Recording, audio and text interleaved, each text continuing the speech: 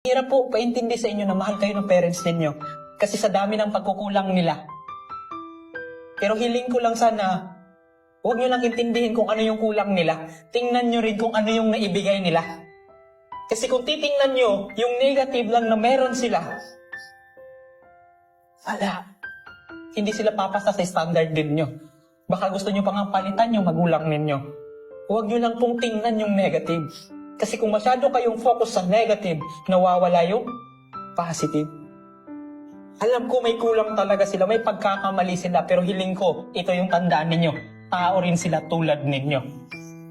Bakit pag sila yung nagkamali, ang hirap niyong patawarin, pero ilang beses na ba kayong nagkamali na pinatawad nila kayo? Always remember that your parents love you. Yang iyak nyo ngayon, yung realization nyo yun, please dalhin nyo yan. Huwag nyo sanang kalimutan na may isang teacher na ang pangalan is Ibad na pinaiyak kayo at pinaalala sa inyo na mahalin nyo yung magulang ninyo. Yun lang yung hiling ko sa inyo. Magtapos man kayo o saan man kayo pumunta, huwag na huwag nyong kakalimutan ito. Mahalin nyo yung magulang ninyo.